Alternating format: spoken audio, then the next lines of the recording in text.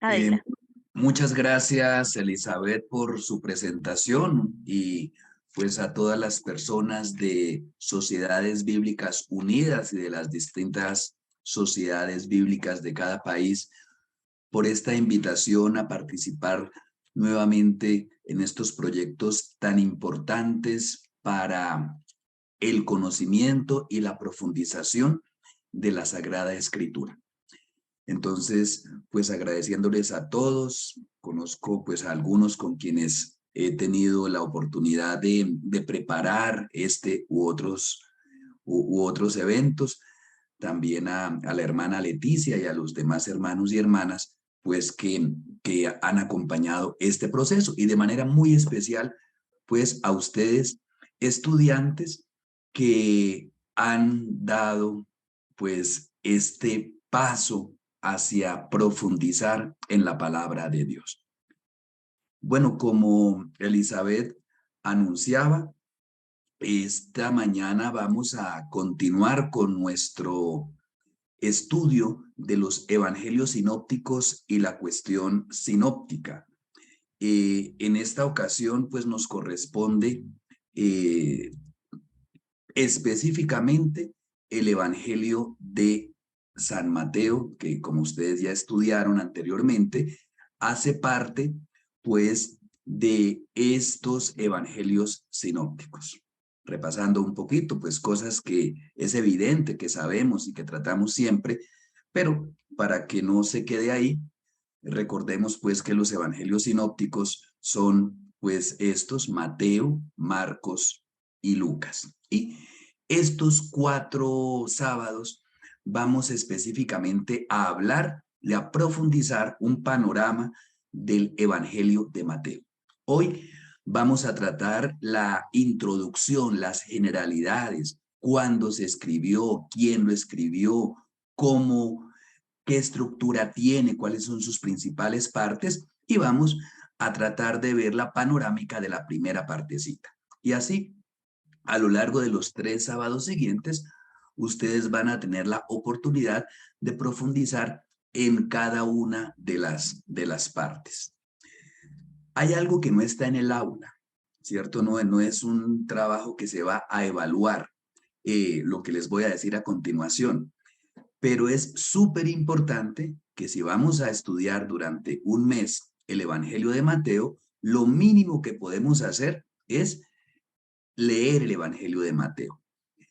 Pero no leerlo como lo leemos de pronto siempre, buscando de pronto una frasecita, una iluminación para nuestra vida o la de la comunidad, sino leerlo como lo que somos en este momento, como estudiantes, como escudriñadores de la palabra de Dios. Entonces, la tarea es más o menos clara. Cada día, a partir de hoy, un capítulo, pero estudiándolo, es decir, interiorizándolo, tratando como de aprenderlo. De esto, pues no les vamos a pedir cuenta en el curso como tal, ¿cierto? La evaluación que ustedes van a ver, las actividades son realmente muy sencillas. Y lo que aquí es cómo entender, la mejor manera para entender un texto bíblico es leerlo, releerlo y bueno, este es como el primer gran tip o como decimos en castellano, consejo para profundizar el Evangelio. Bueno, sin más preámbulos, entonces vamos a comenzar. Con la siguiente imagen, la, la intención no es asustarlos, pero de todas maneras, ustedes ven en la plantilla del diplomado, pues que hay unas palabras, las primeras 4 palabritas del Evangelio de Juan y están en su idioma original en griego y también tienen un manuscrito al lado, un manuscrito mayúsculo original. Entonces, como ya están acostumbrados a ver esas letras raras, pues yo les presento aquí el inicio del Evangelio de Mateo.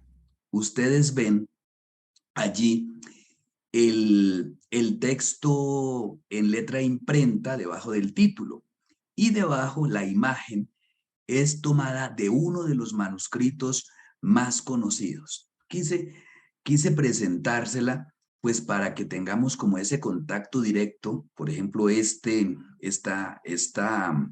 manuscrito es del siglo IV, o sea que estamos hablando del año 300 y pico, siglo en el cual ya circulaba mucho este texto y otros textos del Nuevo Testamento ya completos.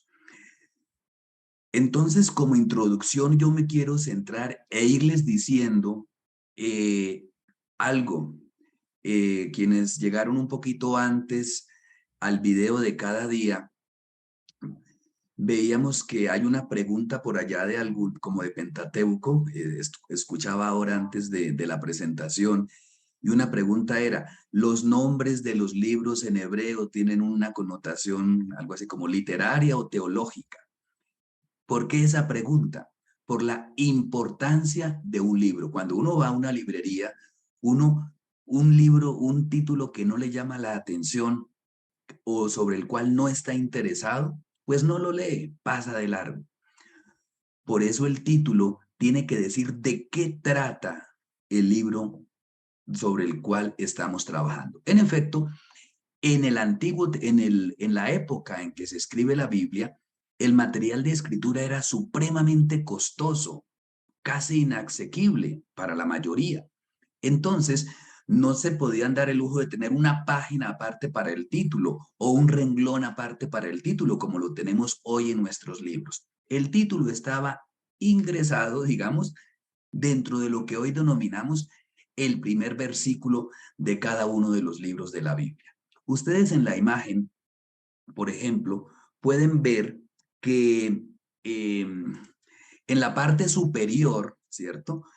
Esa imagen, yo sé que ustedes no saben griego, pero ven que la letra es como diferente de la que está abajo. ¿Qué nos indica?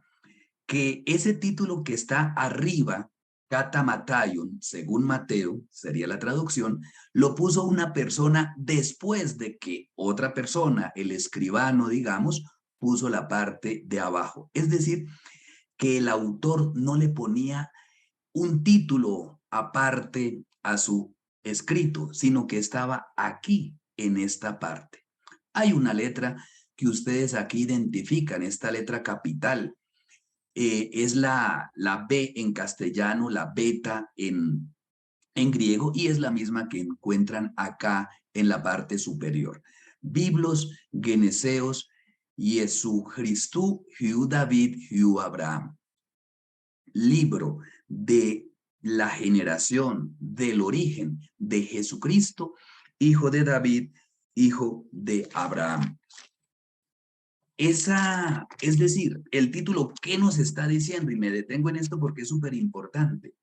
El título nos está diciendo, esto es un libro. El autor consideró que este texto sagrado para nosotros es un libro y le puso ese, ese adjetivo a través de este sustantivo, esta calificación, geneseos. Yo sé, ustedes piensan, pero no, ¿para qué nos hablan de griego? Pero esta palabra geneseos, ustedes la conocen en otra forma y se la dicen hasta todos los días, tal vez, Génesis, libro del Génesis, libro del Génesis. Entonces, cuando usted abre un libro en el contexto eclesial, en el contexto de su comunidad y dice libro del Génesis, pues usted se imagina que le van a hablar de la creación, que le van a hablar de Adán y Eva, que es el origen. Hay muchas traducciones, por ejemplo, la Reina Valera contemporánea dice aquí libro de la genealogía, que es una manera de ir allí. Pero ustedes ven que el autor no quiso hablar de la genealogía de Jesús únicamente. Dice Génesis, que bueno, puede traducirse. Una de las traducciones posibles es la que muchas de nuestras Biblias tienen, genealogía, pero también se puede traducir por origen, también puede traducirse por inicio, por comienzo. Es eso, libro del origen de Jesucristo, el hijo de David, el hijo de Abraham. Aquí entonces, el protagonista es Jesús. Y de Jesús se van a decir en este título tres cosas. Primer elemento, ¿qué se dice de Jesús? Es el Cristo, el Cristo. Para los más curiosos, aquí la palabra Cristo está resumida en la parte manuscrita con una iota, una I y nuestra Y con una rayita encima, que es la primera y la última parte, letra de la palabra Jesús, y aquí lo mismo, la primera y la última letra de la palabra Cristo en griego. Por eso ustedes cuando ven pinturas de arte, sobre todo de estilo bizantino, oriental, ellos usan mucho estas abreviaturas del nombre de Jesucristo para ponerlas junto a esas ilustraciones. Bueno, pues ¿cuáles son las tres cosas que nos dice el título? Dice, vea, este es el libro del origen. ¿De quién? De Jesús. Y ahora, la pregunta teológica importante a la cual responde el Evangelio de Mateo. ¿Quién es Jesús? Pues ahí lo dice. Primero, el Cristo. De una vez, spoiler, ¿quién es Jesús? El Cristo. Segundo spoiler, es el hijo de David. Y tercer spoiler, es el hijo de Abraham. En lo que coincidían todas las comunidades cristianas del primer siglo era en confesar a Jesús como el Cristo. Ya ustedes vieron cómo el énfasis en el título del Evangelio de Marcos era Hijo de Dios, ¿sí? Aquí dice Hijo de David. ¿Qué quiere decir? Que conecta inmediatamente a Jesús con la historia del pueblo judío y no con cualquiera, con David, el rey por excelencia, el rey con el cual todos los judíos de la época de Jesús casi que soñaban con el restablecimiento de esa monarquía davídica. Entonces, es Jesús en relación con el judaísmo, en relación con David. Y aquí viene una pregunta muy interesante. ¿Qué era lo que constituía la identidad de los judíos? ¿Dónde los judíos habían comenzado a ser pueblo de Israel, pueblo de Dios? ¿Con el rey David? Sí, pero el título nos está diciendo no solamente, ya desde antes existía el pueblo de Israel y por eso nos lleva hasta Abraham, el primer gran patriarca y gran personaje que encontramos precisamente en el libro del Génesis del Antiguo Testamento. Entonces, aquí ya nos está diciendo cómo Jesús está en relación con el judaísmo, la propuesta, el evangelio de Jesús frente al judaísmo, pero no es un judaísmo que comienza 10 siglos antes de Jesús, por decirlo de alguna manera, con el rey David, sino que va hasta el mismísimo origen patriarcal en Abraham. Bueno, esto respecto al título de nuestro evangelio. Ahora veamos acá algunas particularidades de cuándo se escribió este texto. Hay autores, la mayoría de los autores, pues nos dice un poco que el Evangelio de Mateo se escribió posteriormente al Evangelio de Marcos. Ustedes ya estudiaron la cuestión sinóptica y las respuestas a la cuestión sinóptica. Entonces, una de las fuentes literarias, por decirlo de alguna manera, cuando se escribe este evangelio, es el Evangelio de Marcos. Es decir, que cuando se escribe el Evangelio de Mateo, ya se tenía por lo menos una primera versión del Evangelio de Marcos. Por eso nos situamos aproximadamente hacia el año 70 después de Cristo. Ustedes saben, allí tenemos un periodo muy importante. Se trata pues de la destrucción de Jerusalén por parte de los romanos. Eso ocurrió, es un dato histórico que ocurrió en el año 70 después de Cristo, y ustedes si ven la imagen del arco de Tito en Roma, ponen en Google, ahí va a aparecer un poco, es un arco triunfal. el arco del triunfo del emperador Tito, ahí él va a poner a los judíos que van presos con todos los bienes saqueados del templo de Jerusalén, destruida precisamente en el año 70. Pues es de esta época el Evangelio de Mateo. Aquí, evidentemente, surge como respuesta a una inquietud de los cristianos. Y la pregunta era, ¿cuál es nuestra relación con los judíos? Vean, es que muchos de los primeros cristianos no se consideraban cristianos, creyentes de un nuevo sistema, sino se consideraban como una secta del judaísmo, como una forma del judaísmo. Entonces, que así como existían los fariseos, los saduceos y otros movimientos religiosos, decían, el cristianismo, los seguidores de Jesús son un movimiento más. Pues bien, el Evangelio de Mateo nos va a mostrar que no, que hay una diferencia con el judaísmo, pero sin demeritar las verdades del judaísmo, sin demeritar lo que nosotros llamaríamos Antiguo Testamento, la ley, los profetas y los escritos. La tradición desde el siglo segundo prácticamente, como ustedes ven allí, con personajes importantes como Papías, Ireneo, Orígenes y Eusebio, lo atribuyen a Mateo, también llamado Leví. Sin embargo, desde el punto de vista moderno de la investigación actual, es difícil establecer realmente con nombre y apellido de quién fue el autor. Se dice, pues, que este evangelio surge como fruto de esa tradición de este apóstol Mateo, aproximadamente en esta fecha que ya les comenté. ¿Cuál es el periodo? Ese es el periodo histórico en el cual surge el evangelio, o sea, años 70. Ustedes ya han visto, pues, que antes del año 70, pues la iglesia se dinamizó bastante, pero se hacía a través de la predicación oral. Es con el surgimiento de los evangelios, como el de Marcos, Mateo y Lucas, que esta predicación oral se condensa en enseñanza narrativa, son narraciones, para, ojo, afianzar la fe de los creyentes.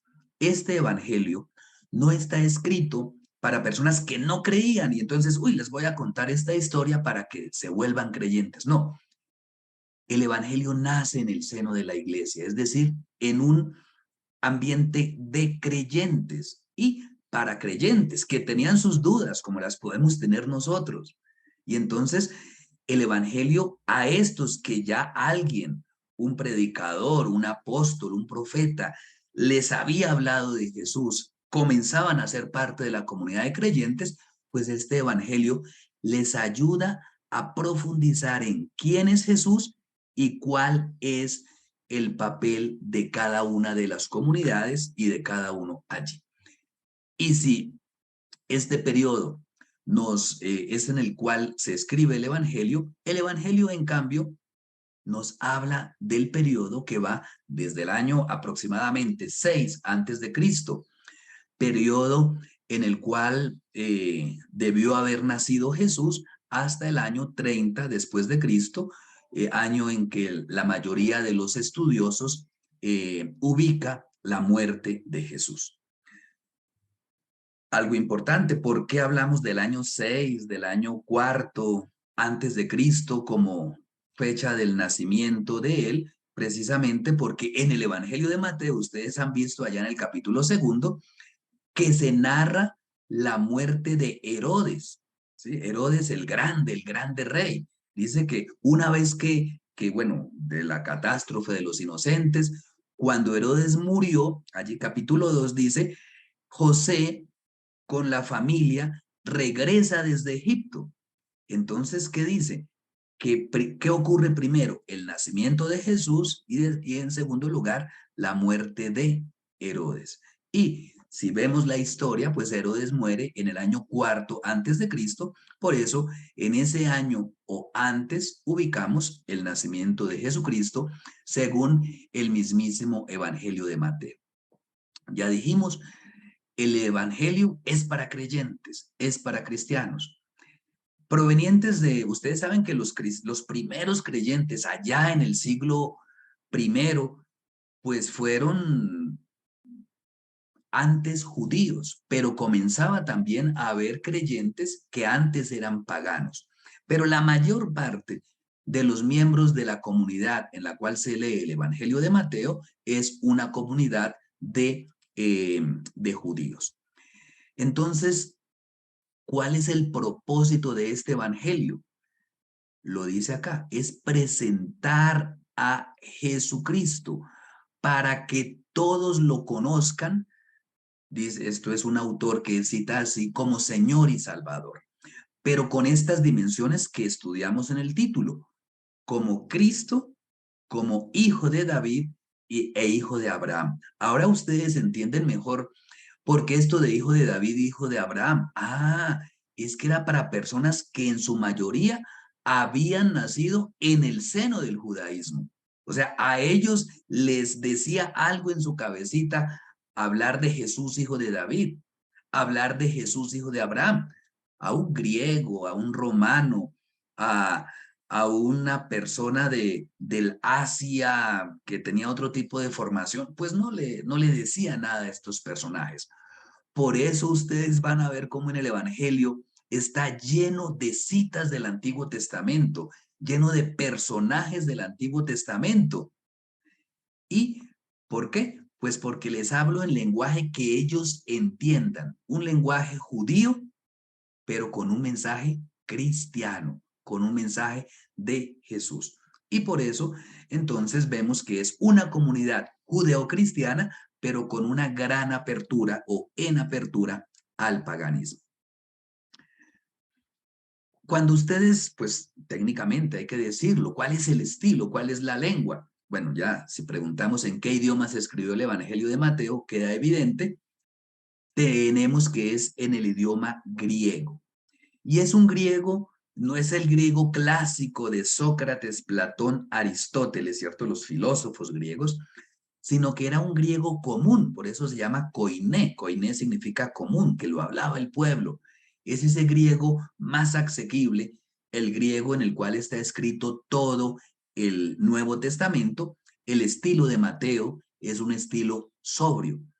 Y una cosa interesante acá, que de pronto ustedes, no sé, yo imagino que sí, cuando ustedes encuentran un texto de la Biblia donde dice, como dijo el profeta en el Antiguo Testamento, y usted va y lee el Antiguo Testamento y dice, como que, como que no coincide, como que me robaron aquí el Antiguo Testamento. ¿Por qué ustedes encuentran a veces algunos cambios de palabras cuando ustedes, por ejemplo, acá, capítulo 2 versículo 6, y tú, Belén de Judá, no eres la más pequeña entre los príncipes de Judá, porque de ti saldrá un guía que apacentará a tu pueblo Israel. Allí podemos ir a leer la cita del Antiguo Testamento. Pero ¿qué ocurre? ¿Por qué ese cambio? Porque nuestras Biblias modernas suelen traducir el texto del Antiguo Testamento de la versión en hebreo, ¿sí? Mientras que la versión que usaron los autores del Nuevo Testamento era la Biblia en griego, precisamente pues como el Nuevo Testamento fue escrito en griego, entonces el, el texto usado por la mayoría de ellos, que muchos ya no hablaban hebreo, era el texto griego que eh, es denominado, suele ser llamado como griego de los 70, por eso esa sigla que tenemos acá entre paréntesis. Bueno, y esto, ¿cuál es la pretensión? Este es el texto de los evangelios sinópticos que presenta más citas del Antiguo Testamento. Ojo, la idea cuando el Evangelio de Mateo, y atentos con eso, Cuando el Evangelio de Mateo cita el Antiguo Testamento, no es simplemente para recordarlo, no es simplemente para decir, ay, vea, esto ya pasó. No, a veces el Evangelio cambia un poquito la cita. ¿Con qué objetivo? Con el objetivo de darle un nuevo significado. Es lo que llama actualizarlo. Lo que dijo el profeta Isaías por allá en el capítulo 40, versículo 3, tiene un propósito. Cuando dice, en el desierto preparen un camino para el Señor, en la estepa un sendero para nuestro Dios. Bueno, ahí la idea es esa, depende de la traducción. Cuando Mateo trae esa traducción, la cambia y dice, mire, esto que se usó en el Antiguo Testamento ahora tiene otro nuevo significado. Ya es una voz que grita en el desierto y se refiere con ello, por ejemplo, a Juan el Bautista. Es decir, que toma el Antiguo Testamento muy conocido por sus destinatarios, por sus lectores, para ilustrar algo de la actualidad, el mensaje de Jesucristo o el rol, la función de una persona como la de Juan Bautista. Bueno, ustedes leyeron ya por ejemplo, el Evangelio de Marcos, donde se tejen muy bien los discursos de Jesús con las actividades de Jesús. Ahora, ¿cuál es la presentación del Evangelio de Mateo? Es un evangelio un poco más sistemático, acuérdense, se escribe después del de Marcos. Entonces, el autor, agiógrafo, para usar esa palabra técnica, el escritor sagrado, agiógrafo, ¿cuál es la técnica que usa y que vemos en su plan literario y teológico? Es ir narrando aparte las narraciones y aparte los discursos de Jesús. Mientras que en Marcos van intercalados, como ustedes ya vieron, aquí no. Aquí, por ejemplo, tenemos grandes narraciones, 3, 4 capítulos donde se narran episodios de la vida de Jesús y después Jesús como que para y hace un grande discurso, también de 3 o 4 capítulos. Así tenemos, por ejemplo, eh, que ustedes ven siempre narraciones alternadas con discursos. A veces hay una frasecita, un versículo por ahí intercalado, pero es difícil que ustedes encuentren, por ejemplo, dentro del discurso de la montaña o del monte, eh, una, una parte narrativa. Entonces, es lo que ustedes pues pueden observar en su Biblia, ¿cierto? Aquí donde dice, por ejemplo, el sermón del monte, las bienaventuranzas, pues de ahí, del capítulo 5 al capítulo 7, son enseñanzas de Jesús en un discurso directo. O sea, casi que el narrador dice, Jesús dijo 2 puntos, y el narrador se va por allá, se desentiende de la plataforma Zoom, bueno, en esa época no era plataforma Zoom, sino Evangelio, ¿cierto? Y le da la palabra a Jesús. Al final del texto, vuelve a retomar el narrador el hilo del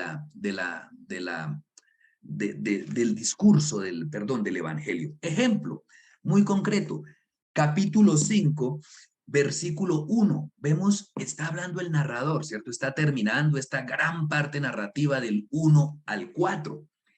Y entonces dice, cuando Jesús vio a la multitud, subió al monte y se sentó. Entonces sus discípulos se le acercaron y él comenzó a enseñarles diciendo, ¿cierto? Aquí estamos escuchando, leyendo la voz del narrador. Se comenzó a enseñarles diciendo 2 puntos. ¡Pum! Se desaparece el narrador y entra Jesús. Bienaventurados los pobres en espíritu, porque de ellos es el reino de los cielos. Y así sigue a lo largo de todo el discurso. Más adelante, ustedes son la sal de la tierra, pero si la sal pierde su sabor, etcétera. No piensen que he venido para abolir la ley y los profetas. Y así sigue, hable y hable Jesús hasta que al final, ¿cierto? Allí tenemos, bueno, eso lo vamos a ver la próxima vez, pero simplemente como ejemplo de cómo procede el Evangelio. Y al final del capítulo 7, a cualquiera, capítulo 7, versículo 24, ¿sí? Todo esto Jesús no ha cedido la palabra que le dejó el narrador. A cualquiera que me oye estas palabras y las pone en práctica, lo compararé a un hombre prudente que edificó su casa sobre la roca, etcétera. Versículo 27, el caso contrario, cayó la lluvia, vinieron los ríos y soplaron los vientos y azotaron aquella casa y ésta se vino abajo y su ruina fue estrepitosa. Pobre Jesús, digamos, como en este evangelio, ¿no? 3 capítulos hablando solo él, casi como yo aquí en este momento, mucho monólogo, ¿cierto? Pero termina de hablar Jesús e inmediatamente el narrador retoma la palabra y dice, versículo 28, cuando Jesús terminó de hablar, la gente se admiraba de su enseñanza y comienza una narración. Al descender Jesús del monte, lo seguía mucha gente. Entonces, ven ustedes que una cuestión es el discurso directo de Jesús y otra cosa, los aportes del narrador que van por separados. Efectivamente, cuando el narrador está hablando, a veces le cede a Jesús la palabra por pedacitos más pequeños en las partes narrativas. Así, así por ejemplo, para no perdernos ahí de ese capítulo 8, dice, al descender Jesús del monte, lo seguía mucha gente. Un leproso se le acercó, se arrodilló ante él y le dijo, Señor, si quieres puedes limpiarme. Jesús extendió la mano, lo tocó y le dijo, ahí el narrador le va a dar una oportunidad chiquita a Jesús y Jesús dice, quiero, ya has quedado limpio. Y retoma el narrador a seguir contando su historia. Bueno, esto es para que vean cómo el Evangelio de Mateo nos da la oportunidad de tener la condensación del mensaje de Jesús muy comprimida en los discursos de Jesús y que tienen pues muchas conexiones entre sí. Eh, los discursos normalmente están marcados diciendo Jesús comenzó a hablar, etcétera, y al final de los discursos el narrador dice cuando Jesús terminó de hablar, algo pasó. Por ejemplo, acá tenemos, entonces quiero mostrarles simplemente los discursos y váyanlos contando ahí en sus pantallas. Primero, las bienaventuranzas, promulgación del reino, es lo que llamamos el discurso de la montaña. Segundo discurso, misionero, en el capítulo 10, a los apóstoles. Tercer discurso, el discurso en parábolas, ¿cierto? Están concentrados en un solo lugar. Cuarto discurso, el discurso a la comunidad, allá en el capítulo 18, o llamado eclesial. Y finalmente, el discurso final, que algunos llaman de los últimos tiempos, escatológico, etcétera, capítulos 23 al 25. Ustedes ahí, ¿cuántos discursos ven? 5. Y tal vez ustedes les viene a la mente otro personaje importante que habla a través de discursos o de un gran discurso. Es Moisés. Cuando ustedes leen el libro del Deuteronomio, el libro del Deuteronomio es como un gran discurso de Moisés. Dice Jesús Moisés habló al pueblo diciendo. Y al final del Deuteronomio, en el último capítulo, si aquí Jesús habla hasta por 3 capítulos seguidos, allá en el Deuteronomio Moisés habla todo, es todo un discurso de Moisés. Y al final dice, cuando Moisés terminó este discurso, murió. Es como el testamento espiritual. Y entonces, aquí podemos comparar a Jesús con Moisés. Y es que Mateo, de alguna manera, le presenta algunos parecidos, algunas características de Moisés a Jesús. Y así como Moisés, según la tradición judía, deja 5 grandes libros que ustedes que le denominamos ley o Pentateuco, Penta 5, 5 rollos de la ley. Pues aquí en el Evangelio de Mateo, Jesús es presentado como un nuevo Moisés, ya no con 5 libros, con 5 discursos que van a tener una validez, bueno, para nosotros los cristianos, podríamos decir superior a la validez de Moisés, pero pues el contenido igual, uno y otro, palabra de Dios. ¿Esto por qué? Porque los judíos pues querían, perdón, los cristianos querían mostrar a los antiguos judíos, ahora cristianos, que ellos no estaban traicionando sus raíces al optar ahora por Jesús. Entonces, quiero terminar pues esta parte mostrándoles eso que ustedes ven allí en sus pantallas, es decir, el plan de la obra. Queda evidente y ya a continuación ustedes podrán ver siempre en sus Biblias, allá en el Evangelio de Mateo, que hay una narración donde se privilegia la narración sobre las palabras de Jesús. Jesús habla allí de pronto con una frase, un par de palabras en algún diálogo en las narraciones y se alternan, perdón, estas narraciones con discursos de Jesús en los cuales pues se privilegia esta enseñanza acerca de Jesús.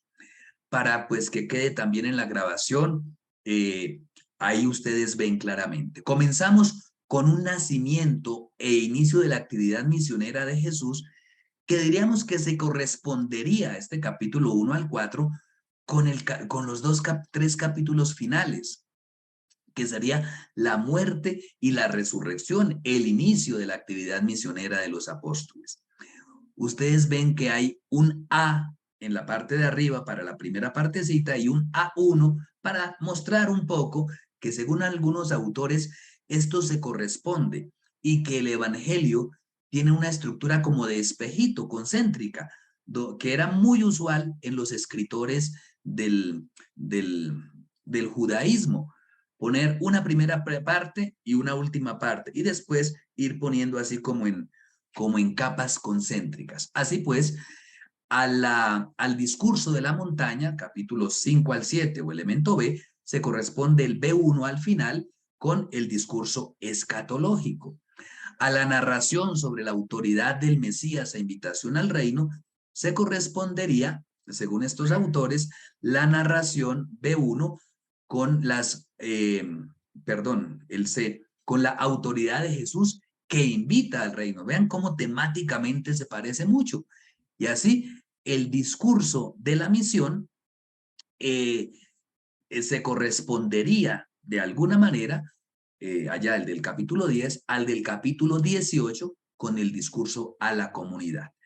Finalmente, la narración, capítulo 11 al 12, el Mesías rechazado, se correspondería también al contrario, al 14 al 17, E1, con el Mesías reconocido.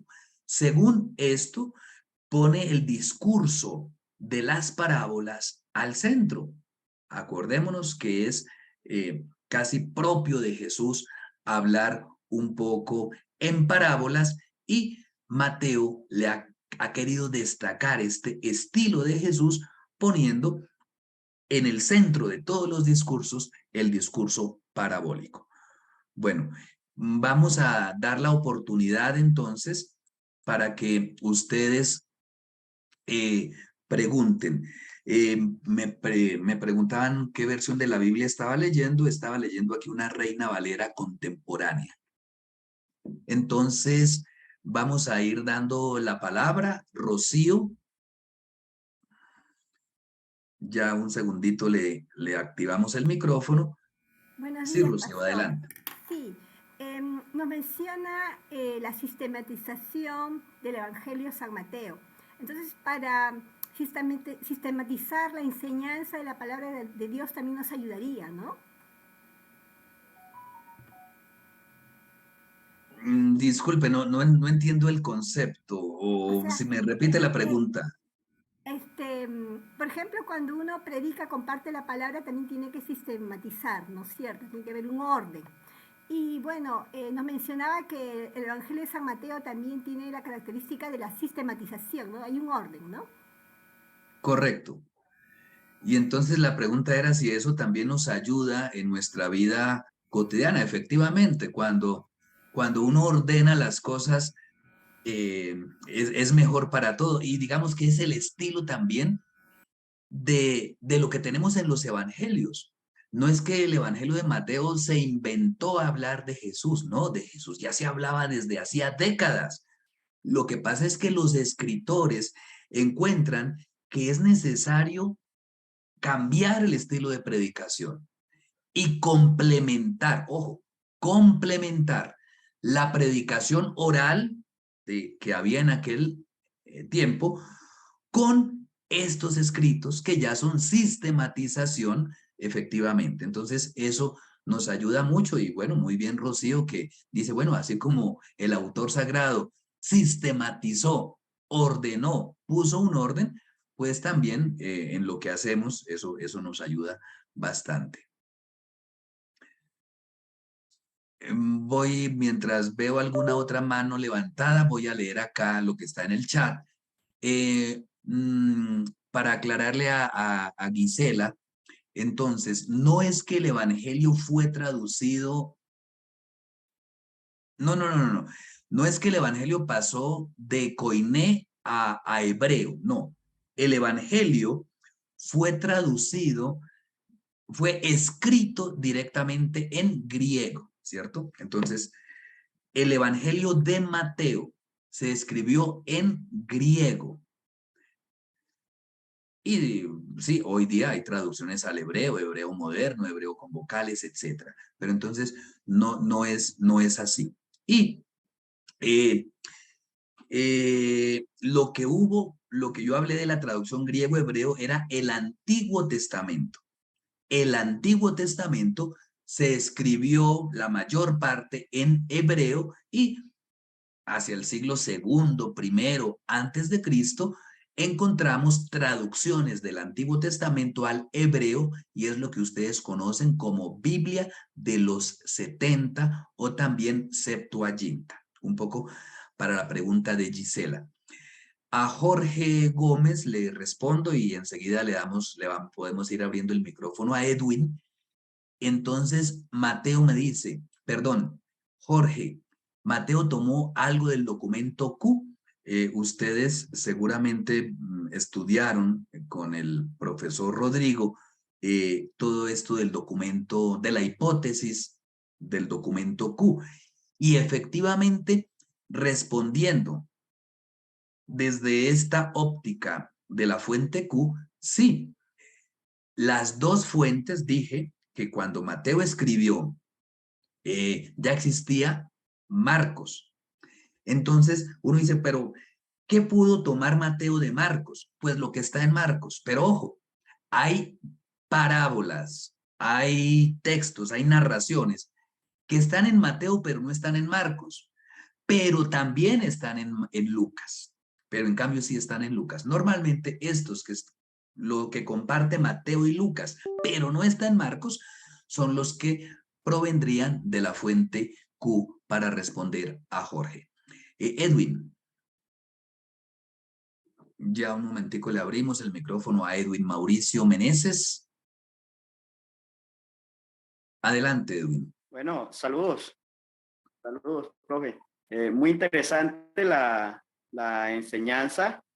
Bueno, y me nace una pregunta respecto a, digamos, el Evangelio según Mateo se escribió en griego, pero de pronto por allí como que he leído algunos libros y dicen que hubo como un evangelio escrito en arameo.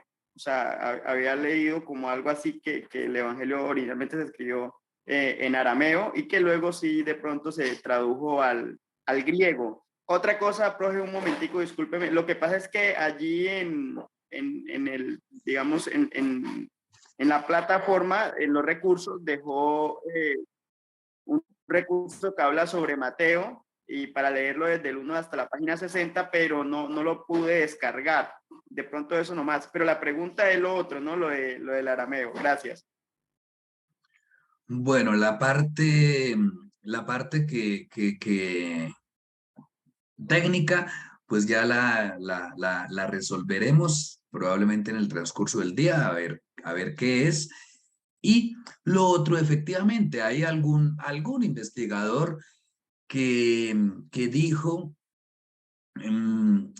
que hipotizó, mejor, que el Evangelio de Mateo se escribió en arameo y que después se tradujo al griego. Y tal vez eso explica también de pronto la pregunta que hizo antes, me parece que era Gisela.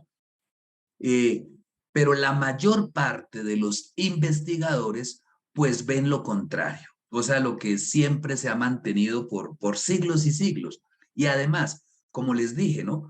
Cuando uno ve las citas del Antiguo Testamento, corresponden más, si usted ve una cita del Antiguo Testamento, corresponde más, es casi calcada a la versión en griego del Antiguo Testamento que una traducción al griego de la versión hebrea. Es como enredado, pero ahí después ustedes ven el video nuevamente, esta partecita para enredarla, para desenredarla. Entonces, la, el Evangelio de Mateo en griego. Cuando encontramos una cita del Antiguo Testamento, ahí es muy parecida a la versión de la Biblia de los 70, que era el Antiguo Testamento en griego, y se parece menos a la traducción directa que haríamos de los textos del idioma hebreo. Entonces, la mayor parte de los estudiosos hoy día, pues sí, considera que hay otros que opinan que es una traducción directa del arameo, pero realmente en la comunidad de biblistas no es muy aceptada pues esta opción. ¿El Evangelio de Mateo pudo haber servido como manual de enseñanza? Pregunta Rocío, incluyendo la Gran Comisión. ¿También se aplica en nuestros días? Más que manual de enseñanza, por decirlo algo, era manual de, o no manual, era un recurso para reforzar el camino de fe de los ya creyentes, sin importar si los ya creyentes eran desde hacía 2 meses o 10 años, ¿cierto? Era para creyentes, no era tanto para personas que no habían accedido todavía a la fe. Ya se había hecho el primer anuncio a estas personas y por eso, pues de una comienza a hablarles de Jesús, de Jesucristo. Dice, el nacimiento de Jesucristo fue de esta manera, es decir, ellos ya sabían quién era Jesucristo, ya conocían por las narraciones, por las enseñanzas orales que habían recibido, quiénes eran los demás personajes. Entonces, puede ser, pero más que un manual de enseñanza, porque cuando nos quedamos en manual de enseñanza, un manual uno lo sigue al pie de la letra. Es que cuando uno escucha manual, como si uno compra algo en IKEA y está el manual para armar los pedacitos del mueble o de cómo funciona un electrodoméstico. No, los evangelios no son manuales. Los evangelios contienen el mensaje de Jesucristo, el evangelio, que más que un manual es un mensaje que ilumina la vida de la persona y la vida de la comunidad.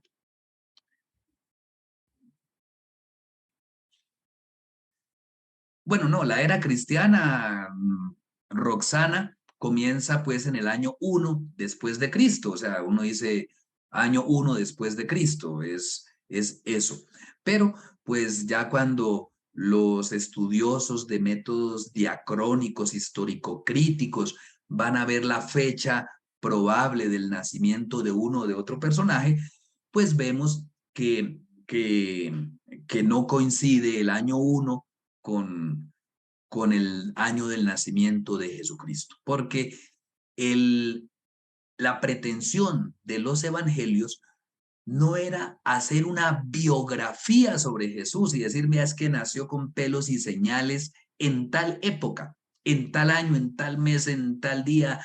No, las narraciones que hay sobre la historia de Jesús no tienen un propósito biográfico, sino un propósito eclesial, un propósito de fe.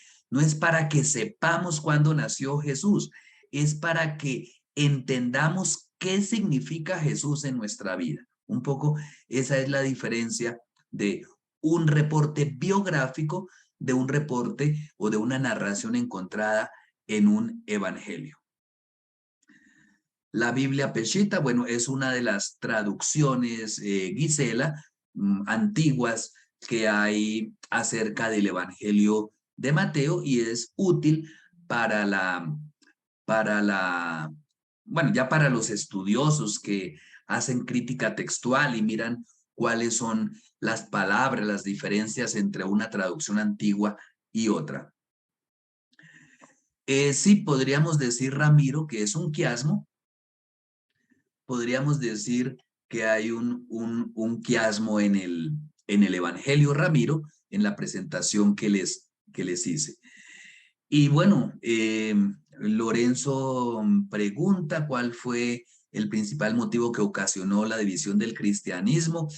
Esa es una pregunta bien difícil porque pues hay diversos motivos y diversas divisiones y concreciones. Pero una cosa importante para decir al respecto es que el Evangelio nos da como una muestra de ver cómo al comienzo del cristianismo o en el interior de la comunidad judía, de la comunidad cristiana, había fuertes tensiones y diferencias entre eh, los que provenían de una casa, digamos, judía o de una casa pagana.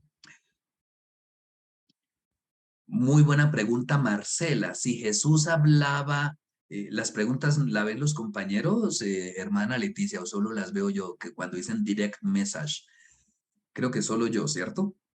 Entonces, si Jesús hablaba arameo, entonces voy a leerlas porque si no, ustedes no las leen, no las están viendo. Si Jesús hablaba arameo y los discípulos también, ¿sí? ¿Por qué los evangelios están escritos en griego? Por el mismo motivo que si yo quisiera que un libro mío lo leyeran mucho, pues lo tendría que escribir, adivinen, en español no, en inglés, ¿cierto? O sea, el griego koiné es un poco como el inglés de la época. Y aquí, pues yo veo rostros jovencitos de personas por ahí de 20, 30 años, pero los que tenemos por aquí alguna canita, nos acordamos de cuando comenzó a difundirse el Internet. Hace 30 años, hace 20 años, Internet era al 98% en inglés. Si uno quería entender lo que estaba en Internet, tocaba ponerlo en inglés, entender inglés. Y los que querían que los leyeran, pues tocaba en inglés. Un poco guardadas las debidas proporciones, pero pongo el ejemplo como para ayudar a entender esta pregunta. Por eso el Nuevo Testamento se escribe en griego koiné, porque era el griego de la cultura, el griego, el idioma, perdón, el idioma que se consideraba el idioma como de los cultos, de los literatos. Entonces, las personas tomaban en cuenta un, un, un texto así. Vea, imagínense, era más importante escribir en griego que escribir en latín. No obstante, el latín era el idioma pues del Imperio Romano que era el que estaba dominando, ¿cierto? Ya posteriormente tenemos pues traducciones muy importantes en latín, pero son traducciones, ¿cierto? La Vulgata misma y otras traducciones al latín, pero por la importancia y porque querían que ese escrito fuera considerado importante, se escribió precisamente en griego koiné.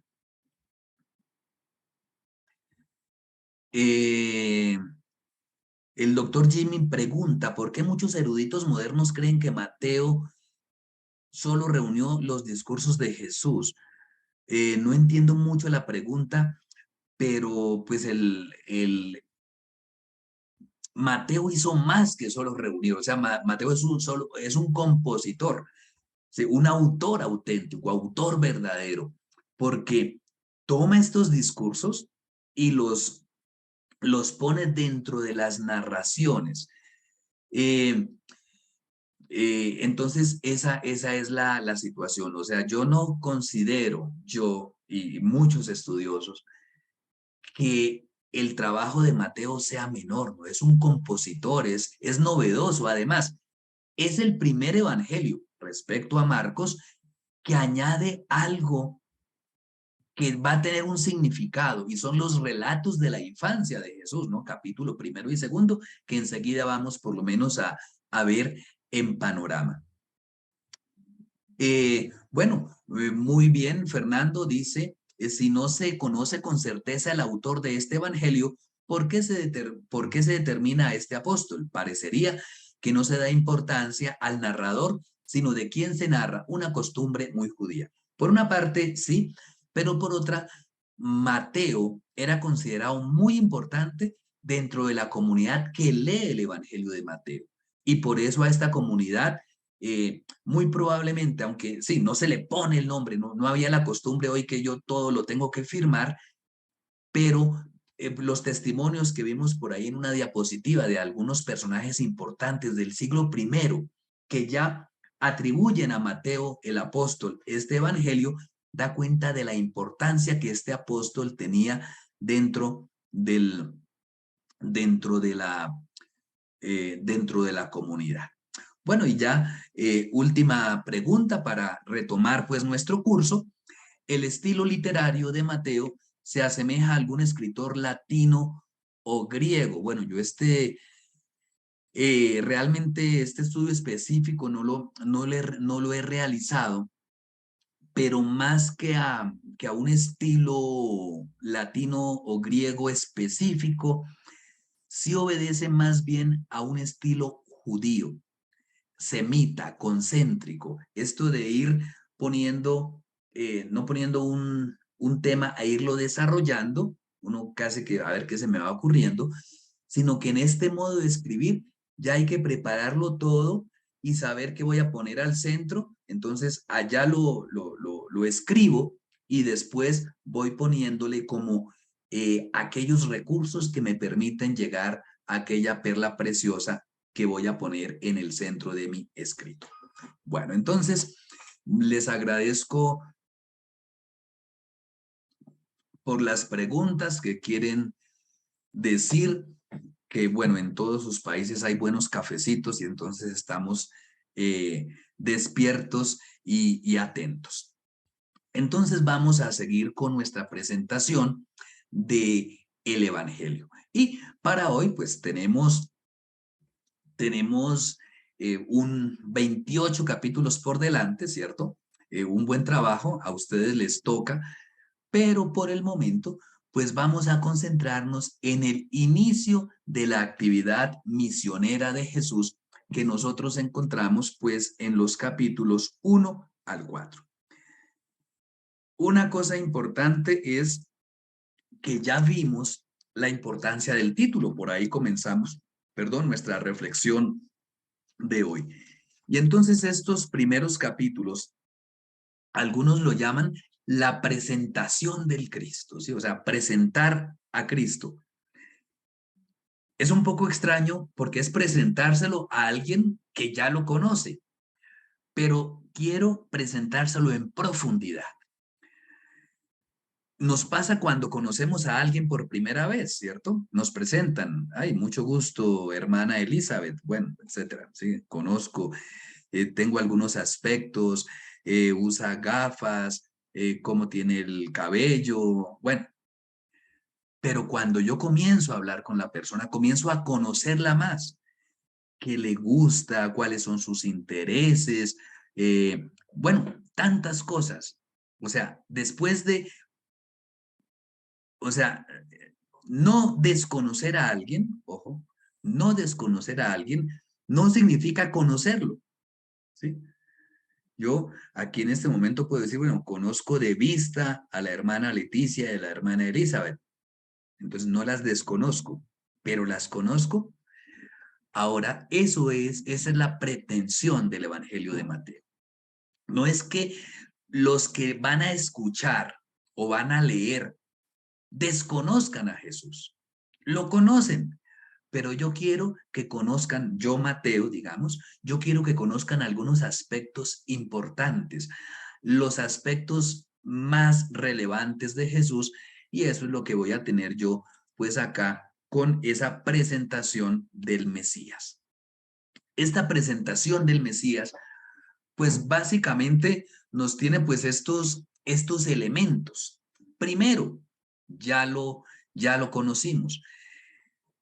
¿Qué podríamos decir? Aquí ustedes ven lo que tenemos en los 2 primeros capítulos. Esto es súper novedoso. Hoy se habla de innovación, ¿cierto? En todo lado uno dice, y lo nuevo, innovar un método, una predicación en la empresa, en la iglesia, bueno, en distintos aspectos de la vida, se innova. Pues esta es una grande innovación. Ustedes, con el profesor Rodrigo, veían la super innovación, que era, ¿cuál era la innovación? Un evangelio, Marcos. Antes de Marcos no existía un evangelio, es decir, que el autor se inventó una nueva forma de presentar a Jesucristo. ¿Cómo? A través de un evangelio, ¿cierto? A través de un texto, por primera vez, sistemático, reuniendo los episodios de la pasión y algunas narraciones de Jesús. Innovación, evangelio. Género literario, evangelio. Pues Mateo nos tiene una nueva, valga la redundancia, innovación, y es añadirle a ese género literario evangelio esto que tenemos acá. Los 2 primeros capítulos, los relatos sobre la infancia de Jesús. Y mire, bueno, hablemos aquí de cosas paganas que nos dan un ejemplo. Yo no sé, hace como 20 años vimos una película que se llamaba Batman o 25.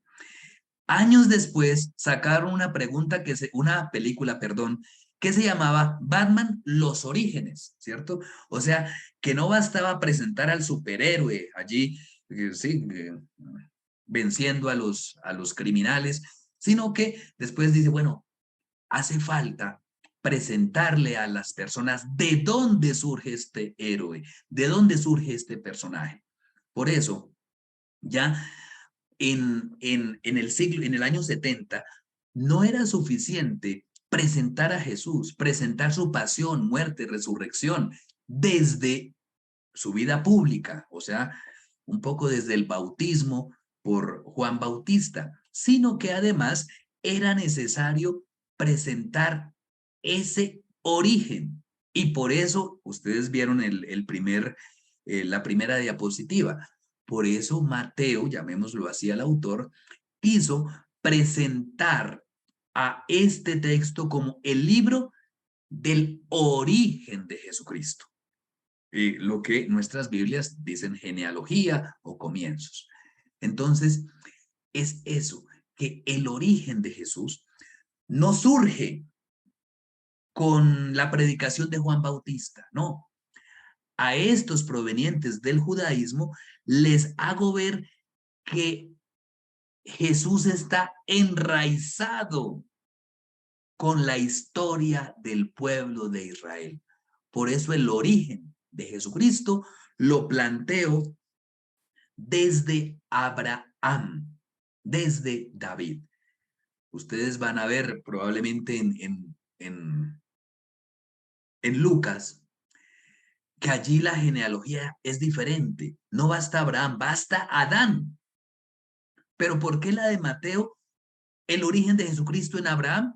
Pues porque cuando comienza el pueblo de Israel, ustedes abren allí su Biblia en el capítulo 12, versículo 1 del Génesis, y ven la historia de Abraham.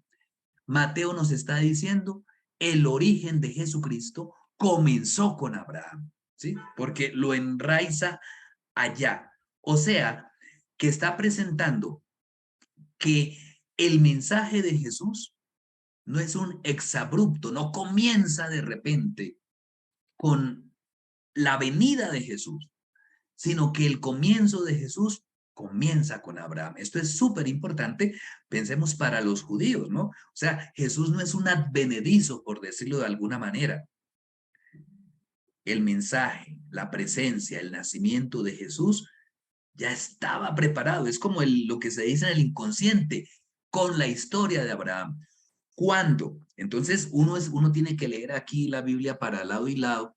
Digamos que sería el objetivo. Uno tendría que tener el Antiguo Testamento abierto cuando va a leer el Evangelio de Mateo. Y entonces, cuando en el capítulo 12, versículo 1 dice, Dios dijo a Abraham, deja tu tierra, tus parientes, la casa de tu padre y parte hacia la tierra que yo te mostraré. ¿Sabe qué tenemos ahí? El inicio del Evangelio de Mateo. O sea, cuando Mateo está diciendo, hijo de Abraham, ¿cierto? Hijo de David, hijo de Abraham, está diciendo, la historia comienza allá. ¿Quién fue el papá? Entonces, aquí, bueno, en esta Biblia, mire lo que tengo en medio desde la historia de Abraham hasta en teoría la historia de Jesús. No, aquí como 3/4 de Biblia, digamos, ¿sí? Es decir, porque dije en teoría, porque para Mateo es la misma historia. Jesús no lo va a decir, si quiere pónganlo en el chat. Jesús no es la continuación de la historia de Abraham, sino es el cumplimiento de la escritura, el cumplimiento. Entonces, uso este mismo vaso para un ejemplo. Ahí de pronto se ve el vaso que ya no está lleno. El vaso está incompleto. Yo lo lleno para que quede completo, para que tenga sentido. La historia del pueblo de Israel sin Jesús no tiene sentido. La ley, el Pentateuco, la Torá, sin Jesús no puede llegar a completarse, queda incompleto y por eso, como vamos a ver dentro de 8 días en el discurso de la montaña, Jesús no vino a abolir, a derrocar, a hacer fracasar la ley, sino a que esa tuviera su completamiento, o como dicen algunas Biblias, su cumplimiento. Bueno, de la historia de la genealogía, quiero destacar la parte final, antes del versículo 18 de ese capítulo primero del Evangelio de Mateo. Entonces, ustedes ven que comienza el libro del origen de Jesucristo, libro del Génesis de Jesucristo, hijo de David, hijo de Abraham. Y comienza, Abraham engendró a Isaac, Isaac a Jacob, etc. Versículo 11, me salto un poco. En el tiempo de la deportación de Babilonia, Josías engendró a Jeconías y a sus hermanos. Después de la deportación de Babilonia, Jeconías engendró a Salaquiel y sigue. Pero en el versículo 17 viene como la síntesis. De manera que todas las generaciones desde Abraham hasta David son 14. Desde David hasta la deportación a Babilonia, 14. Y desde la deportación a Babilonia hasta Cristo son 14. Entonces, mire cómo acá nos deja ver ciertos personajes, ciertos personajes, nos destaca ciertos personajes más importantes. Entonces, los personajes más importantes que nos destaca, ¿cierto? El primero, desde Abraham, ¿cierto? Dice Abraham, desde Abraham. Bueno, supongan que ahí dice Abraham. Después dice David.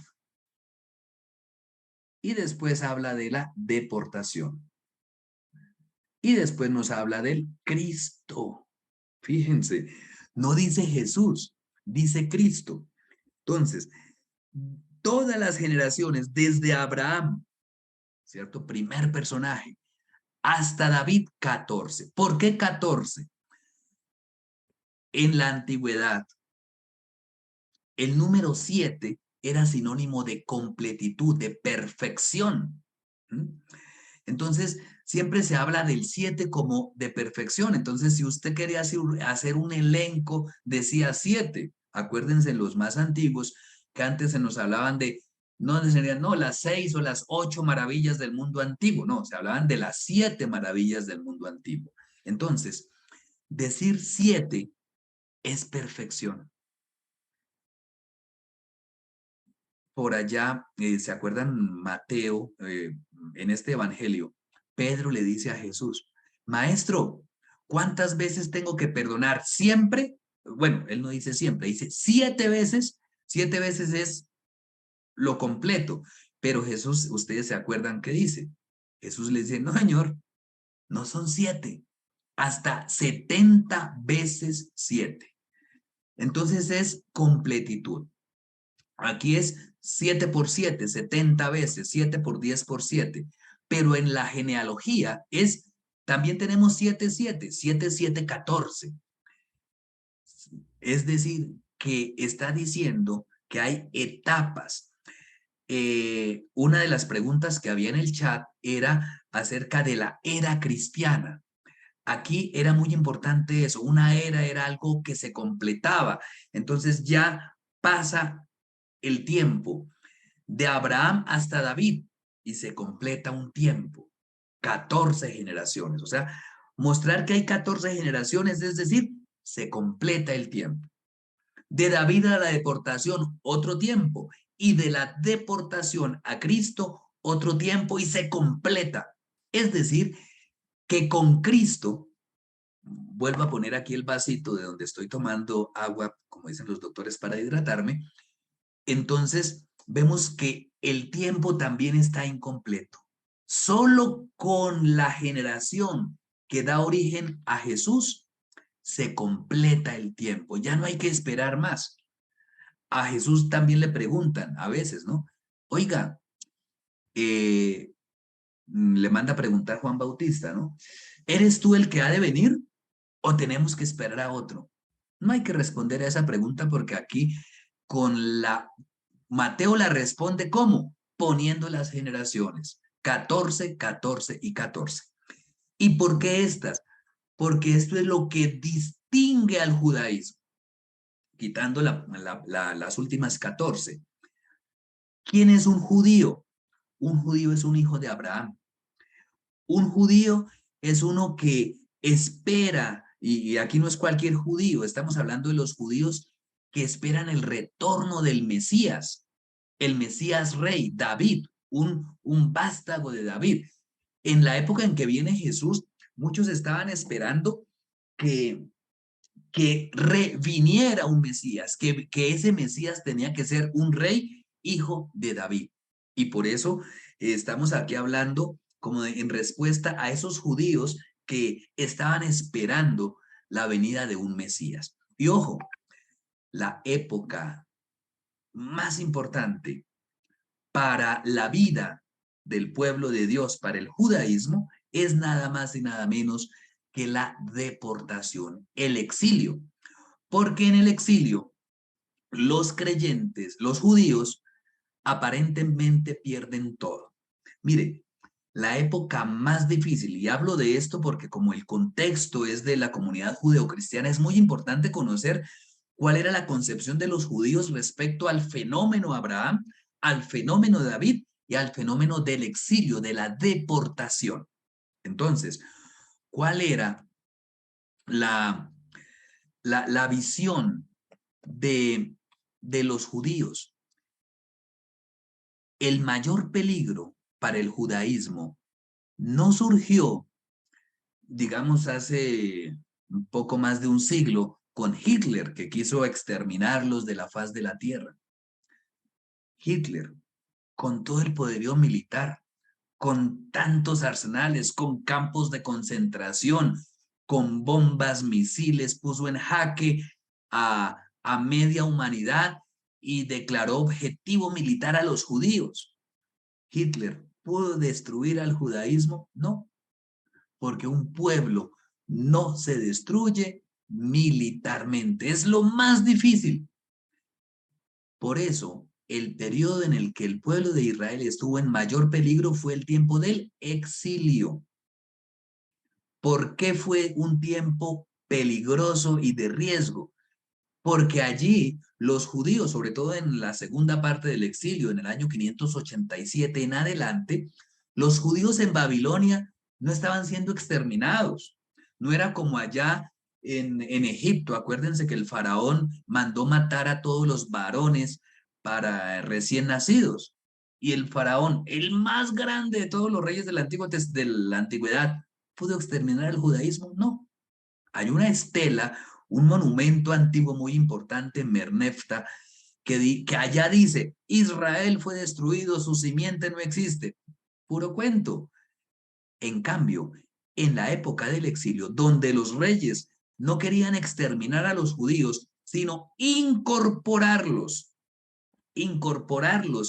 a su cultura, allí estuvo en riesgo el judaísmo. ¿Por qué?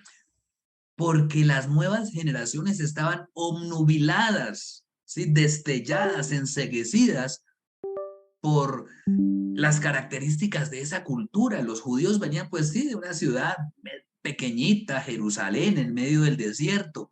Llegan a Babilonia, un lugar bendecido, lleno de agua, de ríos, el Tigris, el Éufrates, cultivos, la cuna de la escritura, comercio, edificaciones, templos maravillosos. Pues muchos judíos estaban dejando de ser judíos y volviéndose allá de esa cultura. Y por eso la Biblia allí desempeña un papel muy importante para animar la fe de los judíos. Y gracias a la Biblia es que existe el pueblo de Israel después del exilio. Y por eso Mateo, que es consciente de la importancia de eso, pone ahí, porque uno dice, ¿y por qué nos hablan de la deportación de Babilonia y no sé, de Alejandro Magno o de otros eventos de la antigüedad? No, los eventos claves para el Evangelio de Mateo son 4. Abraham, David, el exilio y Cristo. Y vea interesante, el versículo 1, origen del ¿qué? Libro del origen de Jesucristo. Pero ahora en el versículo 17 no dice Jesucristo, dice hasta Cristo, o sea, que ya determina quién es Cristo. Esto en cuanto a la genealogía, versículos 1 al versículo 8, al versículo 17, perdón. Después tenemos el relato del nacimiento de Jesucristo y vuelve a repetir la misma palabra del versículo 1. Aquí voy a tratar de leer directamente una traducción del griego y dice, bueno, aquí Reina Valera contemporánea dice el nacimiento de Jesucristo, pero en griego no dice nacimiento, dice, vean, saben que dice la palabra tal cual se las voy a leer en griego, dice Génesis, así dice, Génesis, dice el Génesis, el Génesis de Jesucristo fue de esta manera. El origen, o bueno, la traducción que quieran, o el nacimiento también significa, o la genealogía, pero cuando dice el génesis del origen de Jesucristo fue de esta manera, y dice, estaba comprometida con José, la madre de Jesús, pero antes de unirse como esposos, se encontró que ella había concebido por Espíritu Santo. Y aquí un personaje muy importante, el Espíritu Santo, que es el que va a marcar toda la vida de Jesús. Y acá, interesante, porque comienza a, a ponerse en contraposición Jesús, ojo, no con Abraham, no con David, sino a lo que Mateo podría decir las interpretaciones parciales de Abraham y de David. Otra cosa interesante que estaba por pasar en alto en la genealogía inicial, ¿a ustedes qué personaje les parece que hace falta allí? Está Abraham, está David, está la deportación. Pero si ustedes se dan cuenta, ¿saben quién no está muy querido para ellos? Moisés. Es una manera casi muy estratégica de Mateo de ir pasando y diciendo, es que Moisés no es lo más importante del judaísmo. Acuérdense que a Jesús lo van a acusar de eso, de abolir la ley. Y Jesús dice, y Mateo va más allá de esa cuestión. Y dice, vea, la ley tan fundamental, tan importante, la ley que fue la que hizo que el pueblo de Dios pudiese sobrevivir en tiempos del exilio y del destierro. Lo más importante para el pueblo de Israel es reconocerse como hijos de Abraham, hijos de David. Y lo más importante para un creyente es reconocerse como seguidor de Jesucristo, hijo de Abraham, hijo de David. Es decir, que quien adhiere a Jesús es también un hijo de Abraham y un hijo de David. Para ser hijo de Abraham, oiga, no hay que cumplir, y eso lo dirá Pablo, la ley de Moisés, ¿sí? Porque hay algo anterior. Y acuérdense, muchas preguntas ponen esa confrontación, ¿no? Me acuerdo ahora la pregunta del divorcio, ¿no? Oiga, Jesús, ¿es lícito a un hombre repudiar a su mujer?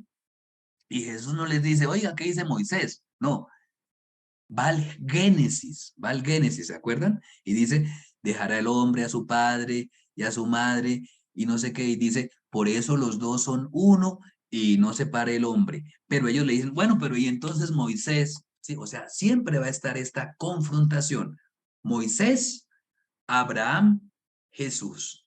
Y Jesús va siempre a tratar de, perdón, y Mateo va siempre a tratar de proponer a Jesús como es superior a Moisés, precisamente porque es hijo de Abraham. Siempre el Génesis nos da la pauta. Acá solo quiero del nacimiento de Jesús decir dos cositas. Una, la de las costumbres judías. Hoy en nuestras comunidades muchas personas pues van a la convivencia y al final de pronto tal vez, quién sabe, probablemente llegan al matrimonio, ¿cierto? Viene el acto jurídico del matrimonio. En la época de Jesús era al revés. Por eso la madre de Jesús acá viene eh, viene acusada es de adulterio. ¿Por qué? Porque efectivamente sí estaba casada.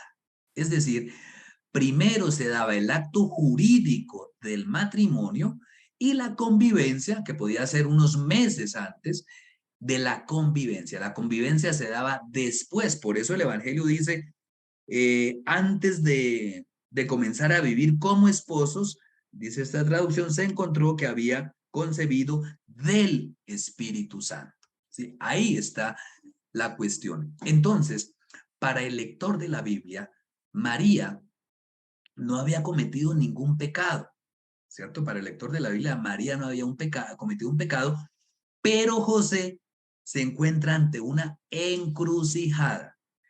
Aquí es muy importante en esa reflexión ver el versículo 19, tal vez dice, José, su marido, vea lo que dice, que era un hombre justo.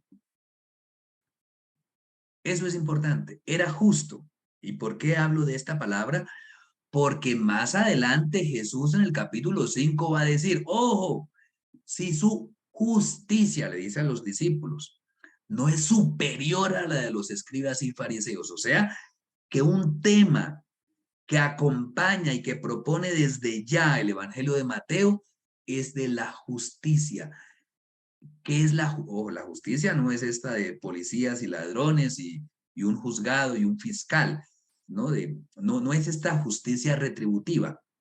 La justicia en la Biblia tiene que ver con el modo de proceder, con el modo de proceder. Eso es justicia, el modo adecuado de proceder. Si su modo adecuado de proceder no es superior al de los escribas y fariseos, no entrarán en el reino de los cielos. Y aquí dice, José era justo. Pero justo en la Biblia también es el que cuyo modo de proceder es de acuerdo a la ley. Acuérdense el Salmo 1. Dichoso el hombre que camina en la ley del Señor, el que medita en sus preceptos perpetuamente. Ese era José. O sea, José, al decir que era justo, es uno que cumple la ley. ¿Qué decía la ley? Que tenía, vea, la ley no decía que podía dejar a María, sino que tenía que dejarlo. Tenía, estaba obligado, porque si no sería, entre comillas, como un cómplice de adulterio, aunque no lo quisiera. Aquí es José que decide incumplir la ley secretamente, repudiarla en secreto. Pero aquí nos vamos a ver que si se cumple la ley, sería ante una injusticia, porque habría el rechazo de esta mujer, pues que el Evangelio de Mateo la presenta como inocente. Entonces aquí, en el relato del nacimiento de Jesús, Mateo deja ver algo muy importante, que el cumplimiento literal de la ley de Moisés termina por oponerse a la voluntad de Dios. Y por eso, pues aquí viene la revelación de el mensaje, de la voluntad de Dios. Cuando en el Evangelio de Mateo, así como en los otros escasos pero existentes textos del Antiguo Testamento, donde hay un mensaje de un ángel, el ángel es el instrumento que revela la voluntad de Dios, ¿sí? A través del ángel se revela la voluntad de Dios y por eso a José le dice, no temas en recibir a tu esposa. Entonces, pero eso es al final. Cuando José se abre a la revelación de Dios, que esto lo propone Mateo a través del relato de este sueño y de todo este final del capítulo primero, pues entonces finalmente se hace la voluntad de Dios. Eso es lo fundamental para todo creyente, cómo hacer la voluntad de Dios.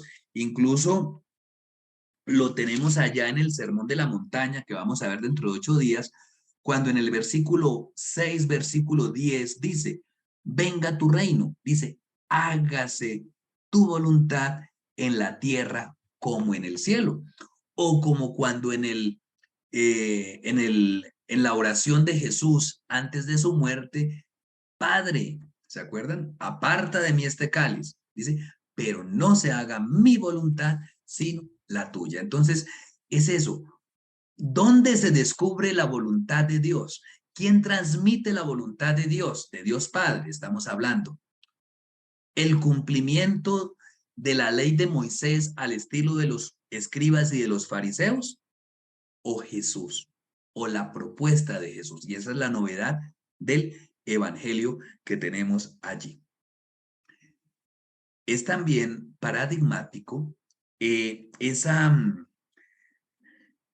visita, esa adoración de los magos, porque aquí, pues ya ustedes en Lucas verán que esta descripción es muy pormenorizada, la del nacimiento, ¿cierto? Aquí dice simplemente cuando nació Jesús, dice el 2:1:25, 2:1, Jesús nació en Belén de Judea en los tiempos del rey Herodes. No da más detalles, ¿sí? Como los vamos a encontrar en Lucas, que también esos detalles, ojo, tienen un propósito teológico. ¿Cuál es el propósito teológico aquí del relato de Mateo? Es mostrarle a los lectores quién es Jesús. Me devuelvo un poco al versículo 21 del capítulo 1. María tendrá un hijo a quien pondrás por nombre Jesús. Jesús, y de pronto ustedes conocen a alguien que ese Jesús no lo pronuncia así, sino que le dice Yeshua o Josué también incluso. Que Yeshua, que Jesús es un nombre típico judío. ¿Y qué significa? Dios salva. Yahshua, Yeshua. Jesús salva, el Señor salva, Dios salva. Por eso dice, le pondrás por nombre a Jesús, dice, porque Él salvará a su pueblo de los pecados. Es prácticamente una función como de juez, de juez, no de que juzga, sino de los jueces en Israel, ¿no? Sansón, Otniel, Gedeón, todos esos del Antiguo Testamento, que salva a su pueblo de los pecados. Bueno, y entonces ahí ahí ustedes van viendo que hay distintas citas del Antiguo Testamento o distintas ilustraciones. ¿Quién es el que salva? ¿Quién es el Emmanuel, Dios con nosotros? Y ahora, en esta visita de los magos, nos centramos en Herodes. ¿Por qué Herodes tan importante allí? ¿Quién era Herodes? El rey. ¿Quién es Jesús? El hijo de David, el rey de los judíos. ¿Sí? Entonces, ahí viene esa connotación. Por eso es importante ver lo que los reyes, lo que los magos le dicen le llevan a Jesús, ¿cierto? Le llevan a Jesús. ¿Y qué le llevan a Jesús? Abrieron sus tesoros y le ofrecieron oro, incienso y mirra. Bueno, ya casi estamos en agosto, todavía falta tiempo para Navidad, pero ahí nos vamos preparando, ¿cierto? Oro. El oro, ¿dónde hay oro? En los palacios, ¿cierto? En los palacios de los reyes. El oro era el metal de los reyes. El oro era el metal casi exclusivo, prioritario, llamémoslo, de los reyes. Entonces, cuando estos venidos de Oriente le ofrecen oro, lo están reconociendo como rey. Además, dice versículo 11, cuando entraron en la casa del 2, vieron al niño con su madre María y dice, y postrándose a él, le adoraron. Cuando dialogan con Herodes, le dicen, hemos visto su estrella y hemos venido a adorarlo, a reconocerlo. Era el reconocer la soberanía del rey y de alguna manera al doblar su rodilla delante de ellos era reconocerlo como Dios o el Hijo de Dios. Segunda cosita que le ofrecen, incienso.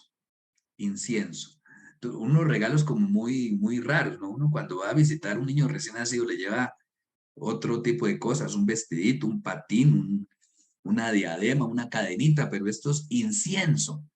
El incienso, pues ustedes saben, se usa en la liturgia, se usaba en la liturgia del pueblo de Israel y en la de otros tipos de culto también. Es decir, que que el incienso es la ofrenda exclusiva de Dios. Cuando a este recién nacido le llevan oro, lo están reconociendo como rey. Le llevan incienso, le están reconociendo su divinidad. Entonces, raros estos regalos. Pero el más extraño de todos es la mirra. Me dice, ¿usted a quién le lleva mirra? ¿Cierto? Dice, uy, no voy a saludar a mi compadre y le llevo una libra de mirra. No, la mirra, ustedes la van a encontrar al final del Evangelio y de todos los evangelios como de uso funerario. ¿Sí? O sea, es un uso funerario, es para embalsamar un cuerpo, para darle una cierta aroma mientras lo sepultan y que no hieda el cadáver. Algo para cadáveres, se lo llevan a un recién nacido. Entonces, spoiler, ¿cierto? Estamos llenos de spoiler, de anticipaciones que se nos tiran al final de la película. ¿Cuál es el spoiler? Que este Hijo de Dios, este Rey de Israel, va a terminar, vamos a encontrar en el relato del Evangelio, pues el relato de usurpación y muerte.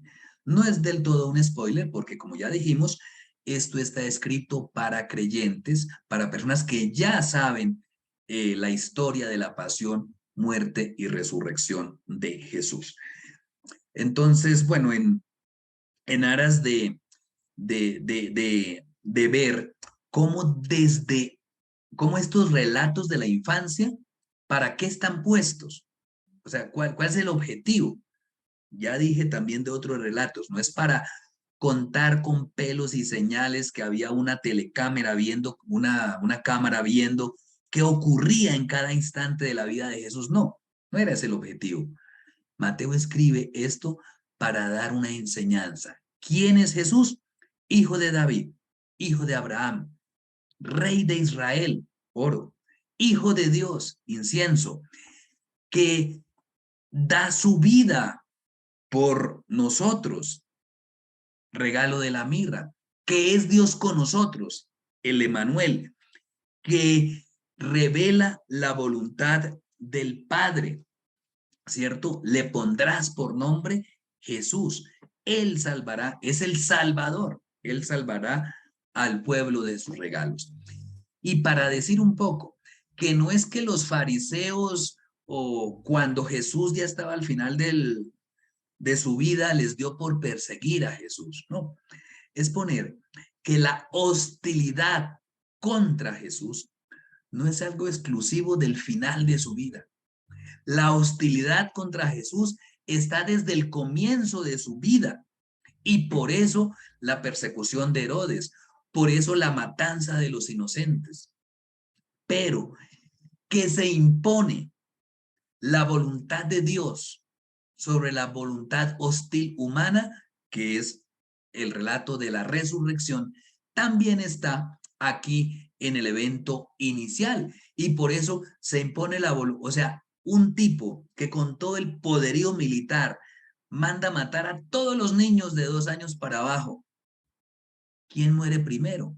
Muere el rey y no muere el niño. O sea, que ese niño en la debilidad vence porque sobrevive, como un preámbulo de lo que va a suceder al final del Evangelio. Es ese Jesús perseguido, humillado, crucificado, que resucita. Entonces, un poco, pues ese es, grosso modo, el objetivo de estos episodios de la genealogía de Jesús, Bueno, entonces, dejemos ahí y damos la palabra a algunas preguntas.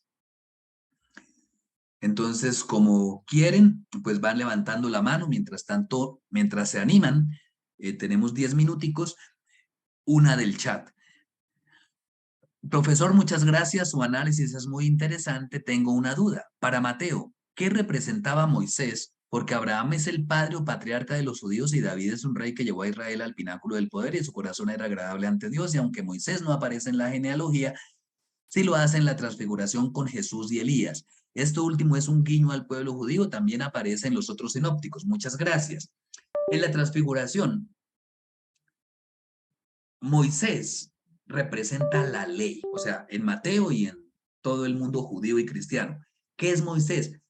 La ley. Según la tradición judía, Moisés fue el que escribió todo el Pentateuco, según esta tradición. Normalmente, cuando en muchos textos donde ustedes dicen Moisés, quiere decir Pentateuco, ¿sí? O quiere decir ley. Y entonces, según la división de los judíos para el Antiguo Testamento, los judíos dividen su Biblia en 3 partes.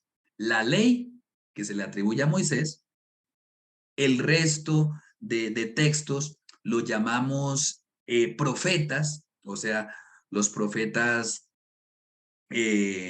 anteriores, los profetas posteriores, ellos lo llaman todo profetas, ¿cierto? Y después los escritos. Entonces, cuando el Nuevo Testamento dice, o la Biblia dice ley y profetas, es como decir Antiguo Testamento. Entonces, Moisés, ¿qué representa? La parte más fundamental del Antiguo Testamento para los judíos, que es el Pentateuco. Elías profeta, que representa a todos los escritos proféticos. Por eso cuando en la transfiguración está al centro Jesús y hacia él convergen Moisés y Elías, está queriendo decir que el centro de la Sagrada Escritura es Jesús. Había una mano levantada, pero si la quiere volver a levantar, ya, Lorenzo Perú, vamos a escuchar su pregunta. Pastor, ¿me escucha? Muy buenos días. Lorenzo, lo escuchamos bien, buenos días. Muy bien, pastor, gracias por la enseñanza y es bastante bueno, Koyama, durante el tiempo que estoy recibiendo el clase. Mi pregunta es, pastor Koyama, aquí Koyama en Evangelios Sinópticos. ¿Por qué el Evangelio de Juan es diferente que a los otros evangelios y no entra en sinópticos? Bueno, Lorenzo, muchas gracias por la pregunta que usted mismo responde. Precisamente al final, no entra en sinópticos porque su presentación de las narraciones es diferente al de los sinópticos. Como ustedes vieron con el profesor Rodrigo, estos evangelios se llaman sinópticos porque si los pusiéramos en un cuadro sinóptico, más o menos son parecidos, con la adición de Lucas y de Mateo, que añaden algunos relatos respecto a los de Marcos, grosso modo. Entonces, ¿por qué es diferente? Porque obedece el de Juan a otra etapa de la reflexión del cristianismo del siglo I. Sí, un poco esa es la razón. Y porque también innova, ya dijimos, una innovación, Marcos, cierto, Evangelio, otra innovación, Mateo y Lucas, que añaden ciertos aspectos, y otra innovación, Juan, que tiene otro modo diferente de presentar el evento de Jesús con ese ánimo de seguir animando a las personas. Jesucristo, cuando estuvo crucificado, se le puso el letrero en latín, arameo, griego. ¿Ya existía ese tipo de idiomas? Sí, correcto, ¿cierto? El arameo. ¿Por qué y además, por qué esos idiomas? Pues arameo, para que lo entendieran los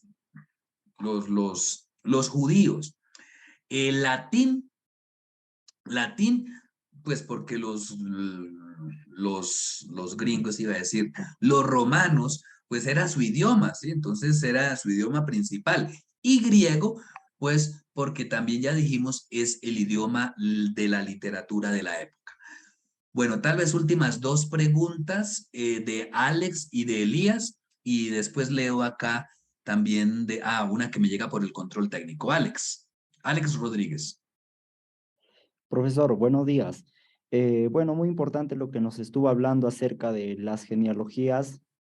Y bueno, sobre todo encontramos dos genealogías tanto en el Evangelio de Mateo como en el Evangelio de Lucas. Pero resulta que casi no coinciden las genealogías. No sé si nos puede dar una explicación con respecto a ello, ¿no? Por ejemplo, vemos que en Mateo se dice que Jacob engendra a José, mientras que en Lucas vemos que Elí es el padre de José, ¿no? Entonces, no sé, pastor, si nos puede dar una explicación a ello. Gracias. Bueno,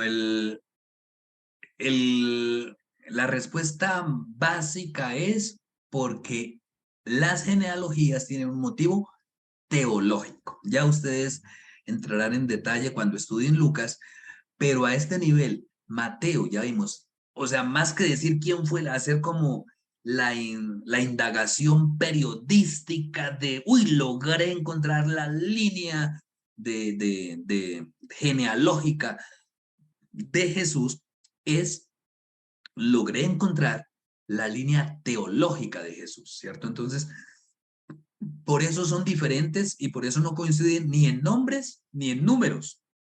¿Por qué? Porque Jesús quiere destacar de manera particular lo judío de Jesús, lo judío de Jesús.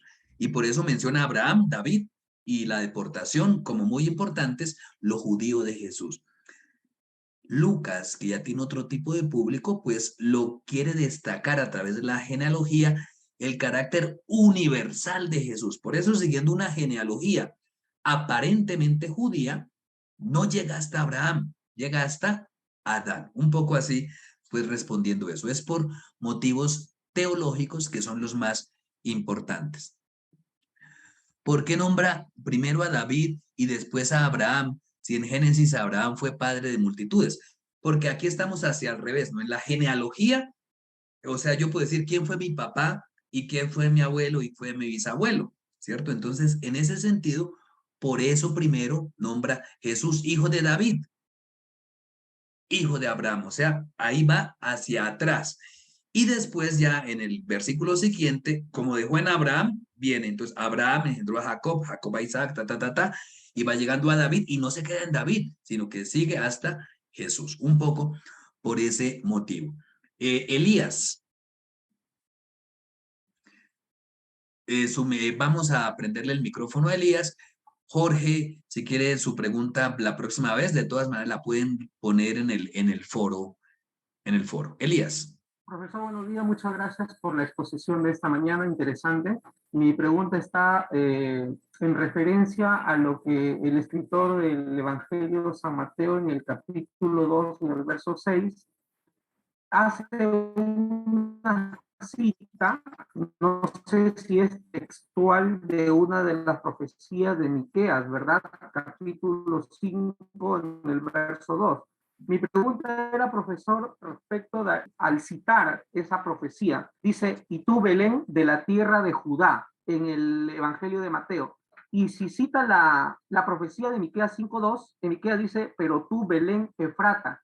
Mi pregunta precisa era si es que corresponde al mismo lugar que es Belén Efrata y este Belén de la tierra de Judea. Muchas gracias, profesor. Bien, sí, es el mismo lugar, pero quiere hacer una actualización, ¿cierto? Mientras que allí en Miqueas hacía referencia a un posible salvador que era oriundo de un pueblecito, pues aquí Mateo usa esa alusión para decir, ojo, eso ya estaba profetizado. Entonces usa el libro de Miqueas para decir por qué Jesús nace en Belén. Nuevamente es un motivo teológico. Bueno, me disculpo con la persona que no alcanzó a hacer su pregunta, pero pues ustedes tienen más clase, entonces pueden por favor dejar sus preguntas en el chat o también pues brevemente podemos dedicar 5 minuticos del próximo sábado a responder aquella que quedó pendiente.